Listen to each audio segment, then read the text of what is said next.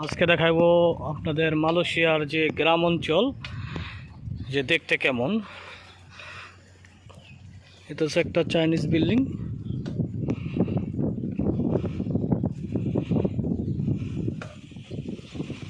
দেখতে থাকুন, আমাদের সাথে থাকুন গোল্ডেন কাজলের প্লেসে।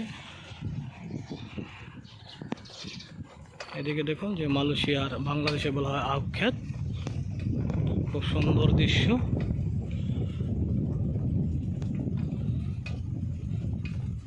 মালয়েশিয়ার পাম অয়েল বাগান।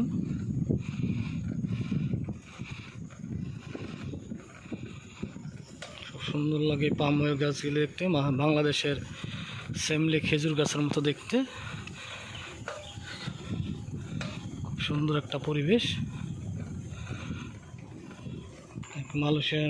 বাংলাদেশি ভাই সামান লয়ে যেতেছে। এই হলো মালয়েশিয়ান যে ডুরিয়ান বাগান, যে কাঁঠালের মতো দেখতে, সেই ফলের বাগান। অনেক বড় বাগান। এদিকে আরেকটা বাগান দেখা যাইতেছে। সুন্দর একটা পরিবেশ। এক মালয়েশিয়ান লোক কাজ করতেছে। মালাইদের ঘর বাড়ি, এদেশের মালাইদের ঘর বাড়ি এরকম ডিজাইনের হয়। দেখেন গ্যান্ডারি ক্ষেত একবারে রুটের সাথে, কি সারি সারিভাবে সাজানো।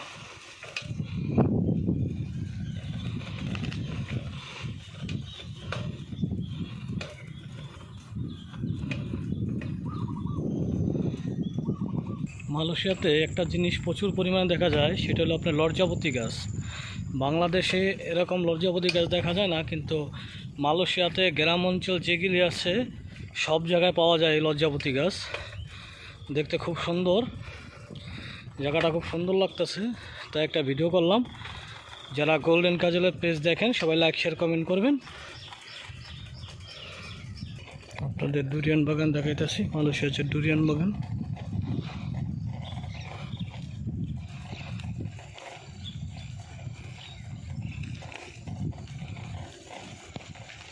এটা হলো বড় ধরনের একটা পাম অয়েল বাগান, যে পাম অয়েল তেল বা মালয়েশিয়ার লোকেরা সরবরাহ করে। আর বাংলাদেশের যে আপনার কেয়া সাবান যে বানায় এই গাছের ফল দিয়া।